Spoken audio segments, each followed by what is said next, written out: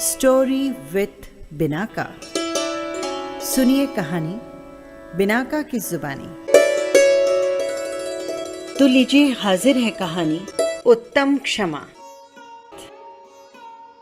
यदि भूल से कोई गलती हो जाए तो उसे क्षमा करना ही अच्छा होता है।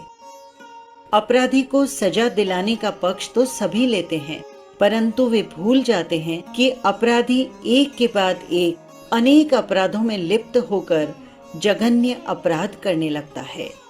ऐसे व्यक्तियों के लिए क्षमा दान श्रेष्ठतम उपाय है। क्षमा संसार में वशीकरण मंत्र है।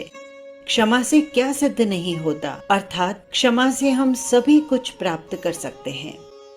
इसी प्रसंग में बगदाद के बादशाह हारून रशीद की एक छोटी सी घटना प्रस्तुत है।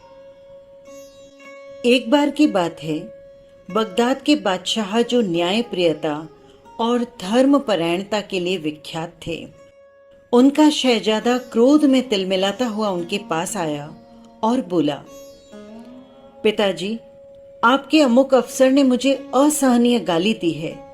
ऐसी गाली देने वाले को आप सजा अवश्य दें।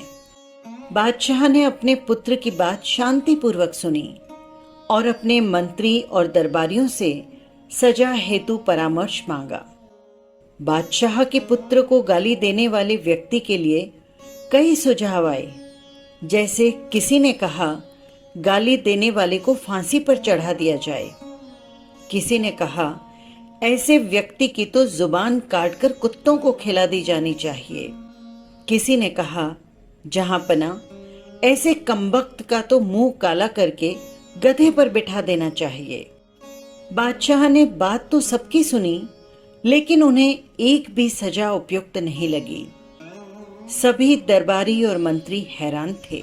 सभी सोचने लगे, क्या बादशाह इससे भी कोई बड़ी सजा देना चाहते हैं? सभी शांत भाव से बादशाह के द्वारा दी जाने वाली सजा सुनने के लिए उत्सुक हो रहे थे। बादशाह ने अपने पुत्र से कहा, हे पुत्र, मेरी मानो तो मेरी दृष्टि में उस व्यक्ति के लिए एक ही सजा है, और वो ये है कि तुम उस व्यक्ति को माफ कर दो। क्योंकि जो व्यक्ति औरों के गुनाह माफ करता है, खुदा उसके 1000 गुनाह माफ करता है। फिर भी तुम यदि उस व्यक्ति से बदला लेना चाहते हो, यानी ईंट का जवाब पत्थर से देना चाहते हो, तो उसे भी वही गालियां दे आओ। फिर दुनिया की निगाह में तुम में और उसमें कोई फर्क नहीं रह जाएगा। पुत्र ने अपने पिता बादशाह की बात को मन से स्वीकार करते हुए अपराधी को क्षमा कर दिया। वास्तव में क्षमा एक उत्तम भावना है, जिससे शत्रु भी मित्र बन जाते हैं। कहते हैं ना कि क्षमा तो वीरों का आभूषण है। क्षमा से संयम, शांति, दया, करुणा, स्नेह और सहानुभूति के झरने फूटते हैं। किसी ने सच ही कहा है, जिनसे भूल हो गई उन्हें तुम न सताओ, उनकी भूलों को क्षमा कर उन्हें गले से लगाओ। इस छोटी सी कहानी के साथ दीजिए इजाजत।